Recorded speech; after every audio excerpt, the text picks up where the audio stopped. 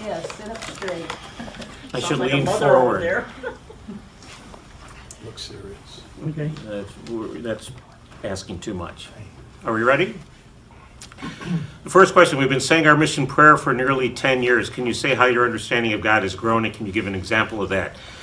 In order for us to understand that question, we looked at the two readings again, and we discussed how Phoebe was a leader and how the things that she did that's cited here in Romans, and then pointed out from Corinthians that this was more of a Greek concept of what leadership is, deeds of power, gifts of healing, forms of assistance, forms of leadership, various kinds of tongues, how it was segmented. And so once that was said, we looked at what the mission prayer says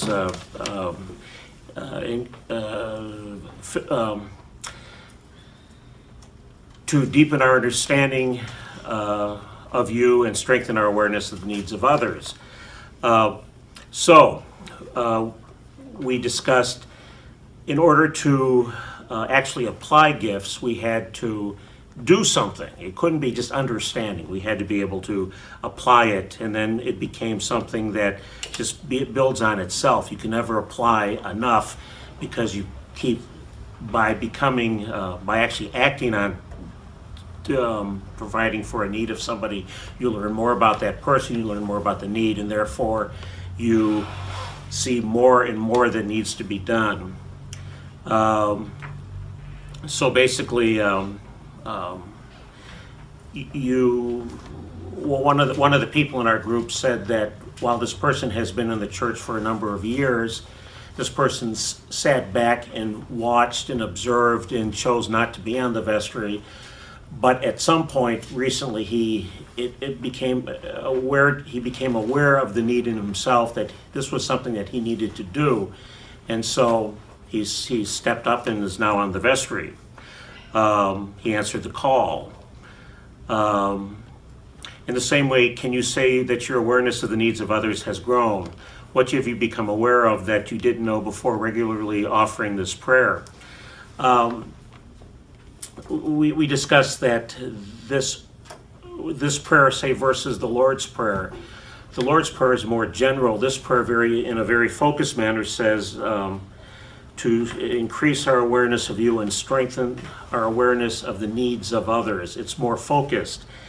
And at least in my own experience, I always thought I was a very aware person beforehand, but I think coming into the position that I'm in the church, I'm more aware of, or I've seen personally, more of the needs of others, people within this parish or outside of the parish who come to us for help. And my thinking about these requests for help and so forth has changed, and perhaps I was somewhat dismissive beforehand or somewhat indifferently giving somebody assistance, but I'm better able to see now the environment that these people are in and how in some cases the environment is preventing these people from being able to survive. And we also discussed that over a period of time, though, it became aware to me that, say, within 10 years, if you're still asking for help on a regular basis, that you should have been able to find time within this period of time to do something about it, find a resource that could help you. Okay, the spiritual gift for tonight is called Simply Helps. There's a definition of it. Have there been times in the last several years when you've recognized the need, brought it to the attention of the vestry rector, or went ahead and got involved in it yourself? Father Mike can answer that for me, so I'm not going to, because your battery would run out. From time to time, the rector says that all gifts of this parish needs to fulfill our mission are already presently here.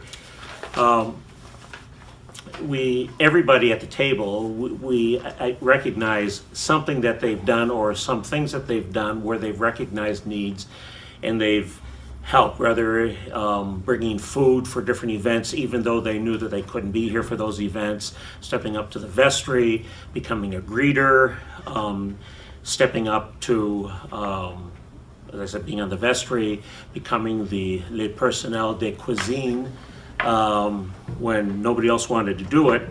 And then we started talking about, then unfortunately it digressed, that The challenge for us is to get other people to take that first step, to become aware of the need and then understanding their gift so that they can actually do something about it.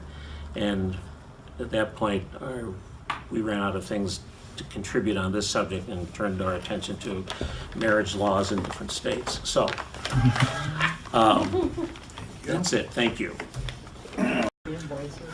Yeah.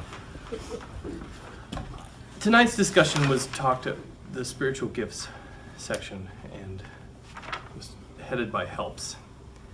And I think what this section of the prayer does is it helps us to focus ourselves on what we want to do in the name of God. As Episcopalians, we come together most always underneath the covenant of baptism. And at the end of our baptismal covenant, it asks us to strive for the justice and peace and awareness of others and all kinds of wonderful things. And the prayer that this parish has written has focused those things, like Dave said. It's made it ours and focused those things that we find special into a special prayer. And tonight we focused on those parts of it that deal with our awareness of others and our understanding of God and how God has affected our lives. And with the prayer, we talked about how it meant things to us and how parts of it helped us to come to this parish, parts of it helped us to become sober, parts of it helped us to find comfort, parts of it helped us to do a plethora of things. And all of these things, you sort of come to a spiritual end when you're searching for ends of those things, right? When you're trying to become sober, when you're trying to find a place for God's will, a focus for that, you need help to do that. And this prayer, for a lot of us, has been that help. So we all spoke of moments where it has been our help. Joel spoke of moments, and Wayne spoke of moments. And I think that most notably, we talked about how it helped us to find our connection to those people or to things that we found meaning for. And I think that pretty much sums up what we talked about, if I rambled a little bit there at the end. And what about the gifts part? The gifts part. Oh, the gifts part, right? Joel talked about maybe when the section where we talk about empowering others, our awareness of others, we would come to what did you say, Joel? A gifts workshop, a spiritual gifts workshop. Well, yeah, that last part about the rector says that, we all have the gifts that we need in the parish. We just need to make use of them. And one of the things I was thinking about is that we could have a spiritual gifts workshop where people could explore what their gifts are, and spiritual gifts slightly distinct from talents like being able to paint or teach.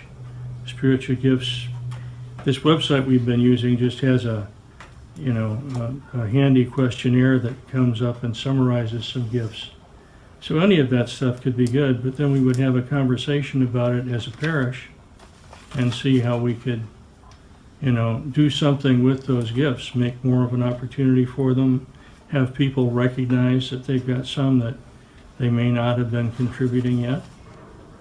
So that was the idea of, at least as I recall when we were talking about it, Well, we spent what so a much spiritual time gift at the would be. beginning when I think my notes sort of ended abruptly there at the end. We ended pretty fast there at the end. I did notice that. Well, there you go. All right. Okay.